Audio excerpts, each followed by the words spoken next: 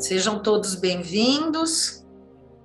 Agora nós podemos realmente respirar e entender que nós fazemos parte de um projeto e que, de alguma forma, apesar de estarmos distantes uns dos outros, algumas pessoas aqui ao vivo, outras na plataforma Zoom, outras vão estar recebendo esse áudio, outras vão estar assistindo parte dessa aula, mas o que interessa é que todos nós temos o mesmo propósito e existe algo que nos une, que é a vontade de manifestar e revelar a luz aqui no nosso mundo físico, mas mais do que manifestar e revelar a luz, se nós estudamos Cabala, a gente sabe que todo conhecimento existe não para ficar guardado como um livro que está lá na prateleira, mas para ser vivenciado. E as vivências dos nossos patriarcas e matriarcas, esses personagens que fazem parte dessas histórias e que nós estamos agora dentro de um momento que traz muita ansiedade em pensar em tantas coisas que vão acontecer dentro dessa porção, dessa semana, tantos assuntos. E aí, de repente, nós pensamos também, como na nossa própria vida, tantas coisas acontecem ao mesmo tempo e como elas podem ter esse aspecto tão fugaz, que talvez as coisas agora sejam exatamente de uma forma do nosso entendimento, como se elas fossem daquele jeito elas iriam permanecer para sempre, e como de repente, como se fosse um sonho, elas mudam completamente e a gente entra dentro de um mundo absolutamente desconhecido e o questionamento é, afinal, a nossa realidade aqui é a realidade verdadeira ou nós estamos vivendo um sonho? Porque o personagem que entra nesta semana é Yosef Hatzadik, filho de Yaakov, e ele que representa essa carruagem de Yesod, que é a fundação da árvore da vida, fundação do nosso sustento, fundação dos nossos sonhos, fundação da materialização de todos os nossos planos, e pensar nele, ainda mais no início dessa história. Nós tivemos, nas porções anteriores, situações de sonhos que se apresentaram e abriram portais. E esses portais estão aí descritos. Esses portais estão aqui descritos na porção, nessas últimas porções. Vamos lembrar aqui a escada de Jacó, quando ele parou no Monte Moriá, depois de ter saído da casa dos seus pais, ter largado tudo, fugido. E ele tem aquele sonho com os anjos. E quando nós entramos na história de Yosef, novamente esse assunto do sonho se torna o tema, a linha condutora dessa história. Porque foi através de sonhos que tudo se transformou na vida dele. Inicialmente, de forma literal, ele tem 2 sonhos, ainda jovem. Ele tem 2 sonhos e ele conta estes sonhos para os seus irmãos. E um dos sonhos, ele vê vários feixes de trigo e esses feixes dessa vegetação, eles se prostravam frente dele. E da mesma forma, ele tem ali um segundo sonho, que eu estou trazendo aqui de forma bastante resumida, em que tudo girava em torno dele e que todos os seus irmãos, incluindo o seu pai, todos eles também, de certa forma, se prostravam e faziam reverência a ele, como se ele fosse o líder de absolutamente tudo. Ao contar este sonho, esses irmãos, que já tinham muitos ciúmes, porque Yaakov, nós sabemos a grandeza dessa alma, ele não tinha simplesmente uma preferência por Yosef. Quando a gente pensa na estrutura da árvore da vida, nós vemos que se Yaakov é Tiferet, o equilíbrio da tríade superior, entre Hesed, Gevurah e Tiferet, lembrando aqui que quando nós pensamos nessas histórias e nesses personagens, se eu agora mesmo falei para vocês que é um conhecimento que precisa ser vivenciado, o que nós queremos através dessas histórias que são relidas a cada ano?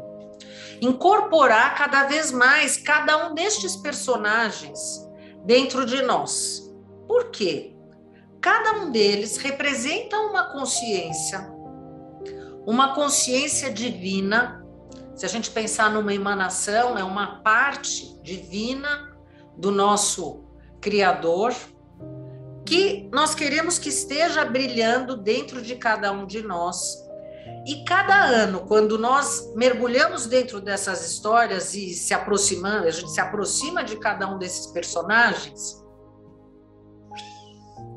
é como se a gente fizesse crescer dentro de nós um programa, essa consciência, essa inteligência, que talvez tire o nosso foco daquilo que não interessa.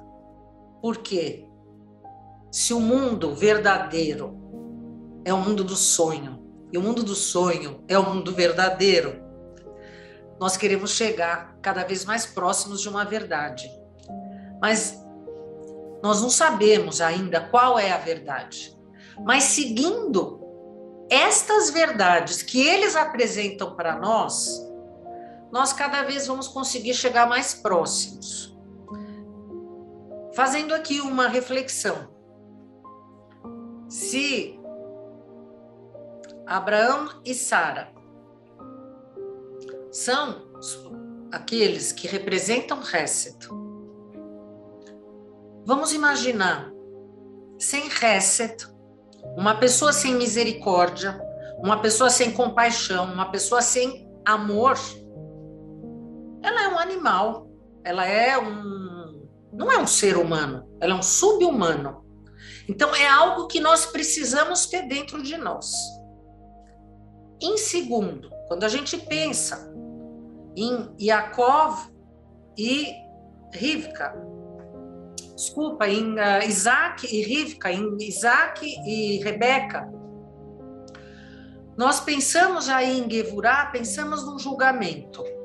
E vamos entender que quando a gente tem só Hesed, sem colocar um equilíbrio, eu encontro um amor doentio que, ao invés de favorecer aquele que eu estou compartilhando e até a mim mesmo, porque vai chegar um momento que, se eu só dou, eu estou ultrapassando o meu limite, porque eu tenho um limite, eu não sou só, eu tenho um limite, eu preciso também receber. Então, esse tuning da nossa vida, dessa batalha, é justamente chegar nesse ponto de equilíbrio, aonde eu consigo preservar a minha sobrevivência, a minha individualidade, o meu ser,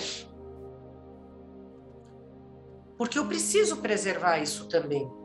Nós, como seres humanos, a gente escuta muito falar sobre livre-arbítrio. Livre-arbítrio é, de certa forma, um nível de julgamento. A nossa vida é usar esse julgamento, mas a forma que nós usamos o julgamento é onde nós precisamos trabalhar dentro da nossa cabeça. Porque talvez muitas pessoas acabam caindo naquela realidade robótica de que julgar eu não posso. Eu não posso julgar o outro. Mas se eu não julgar o outro, eu não vou me preservar. Neste mesmo ponto, se a gente pensar nos animais, os próprios animais precisam de um julgamento. Porque eles precisam saber se eles podem chegar próximo daquele outro animal, se aquele animal representa perigo para ele ou não. Da mesma forma que nós. Este dar e receber, este dar e tomar, está relacionado com algo que nós falamos na semana passada sobre o manter, aquilo que a gente acha que a gente merece ter. Nós trabalhamos muito merecimento na semana passada. E ele continua incorporado. Porque enquanto eu estiver na posição do merecimento, olha, eu mereço, então eu faço julgamento, eu caio na armadilha da vitimização e da revanche. Ao passo que eu posso usar o julgamento para entender que se apresenta para mim uma situação em que eu preciso ainda, por estar sentindo incômodo, realizar uma correção. O que tem aí para eu corrigir? No momento que eu saio do meu eu, eu faço essa pergunta a mim mesmo, a eu mesmo, eu já saí daquele lugar que me joga no desequilíbrio, eu já estou aqui agora fazendo restrição, já consegui chamar Yaakov para estar feliz vivendo dentro de mim. O equilíbrio se estabelece, o equilíbrio se estabeleceu. Novamente repetindo que isso não quer dizer que eu sou obrigada a aceitar tudo o que acontece comigo. A aceitação também é relativa e ela também tem graus. Mas nós precisamos questionar e precisamos exercitar. Eu estou fazendo tal ação porque eu mereço, ou eu estou fazendo tal ação porque eu quero encontrar uma forma de eu me aproximar cada vez mais da minha missão, da minha correção, do meu tikkun. Nós já sabemos o fim da história. Eles não sabem o fim da história. Mas esse pai fala aqui. E seu pai esperou o fato. Está escrito aqui na Torá. E com isso, o pai recebe, pelo nosso entendimento, que o pai recebe essa informação, essa notícia, e ele não fica surpreso com isso. Ele espera o fato acontecer, porque ele acha que é normal isso acontecer. Ele não repreende o filho. Mas essa ira e esse ódio desses irmãos cresce tanto, esse ódio, porque eles veem que existe realmente algo muito diferente neste irmão. E eu já comentei nos outros anos, vamos lembrar que ele era um dos homens mais bonitos. Ele era lindo. Quer dizer, já existe ali um fator de uma inveja pelo amor desse pai, pela própria beleza física, pela diferença de tratamento entre ele e os outros. Mas isso levando a uma dimensão muito pequena quando a gente sabe que ele, por enquanto, só tem 17 anos e ele tem o potencial de se transformar numa carruagem, mas esse potencial só vai acontecer 20 e tantos anos depois, quando ele tiver passado por tanto sofrimento, que de forma rápida eu vou aqui falar para vocês, e no fim de todas essas histórias, porque daqui a pouco nós vamos acabar esse livro do Gênesis, que cria esse nosso DNA espiritual. No final de tudo, os seus irmãos vão pedir perdão a ele, e ele vai dizer, como tudo está relacionado com a história anterior, ele vai dizer a eles: vocês não precisam pedir desculpas a mim. Porque nada disso teria acontecido, eu não estaria aqui, porque a gente sabe que ele vai se tornar o rei, o mais poderoso do Egito, né? Aquele que controlava todas as riquezas do mundo naquele momento. Nós sabemos que ele vai dizer, se não fosse o que aconteceu, nós não estaríamos aqui. Então, não existe o que eu teria que perdoar vocês. Ele não se deixou, levando a este exemplo do seu pai, que fez a restrição dentro de todos os anos que ele viveu, na presença desse sogro, que era esse feiticeiro.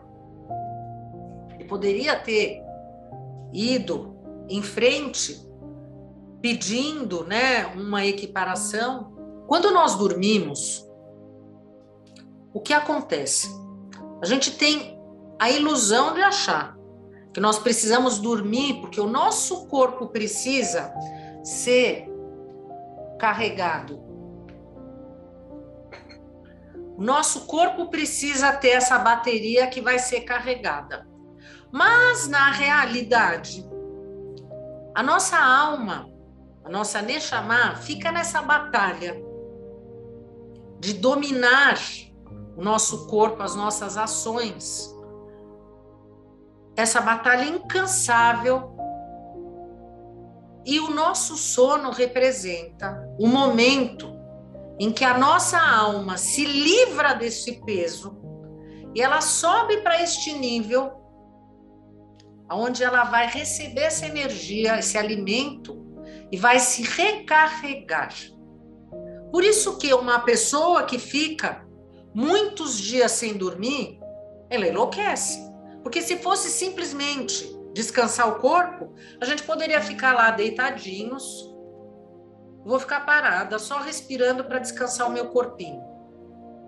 Na realidade, nós precisamos desligar, tirar o nosso ego do controle do nosso corpo, para poder atingir esse nível mais elevado, aonde a nossa Neshama vai se energizar para poder voltar.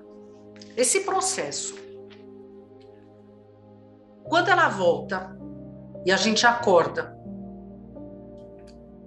essa viagem, essa jornada traz muitas mensagens.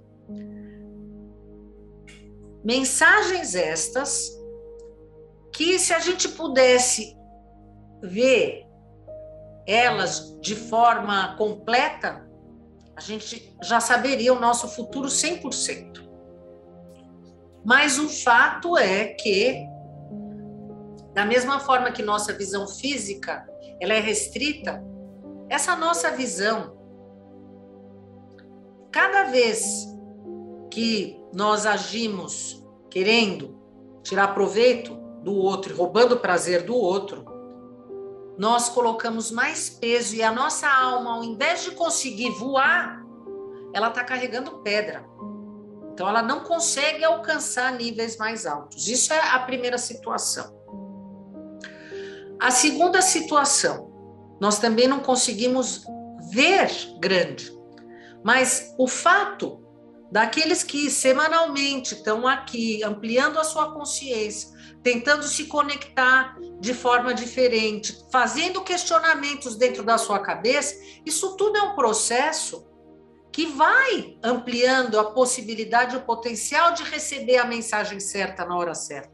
Porque muitas pessoas recebem, através de sonhos, mensagens certas na hora certa, por um momento de iluminação.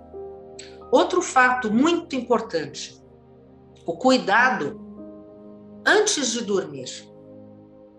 Quando a pessoa vai fazer o seu descanso e ela vai dormir,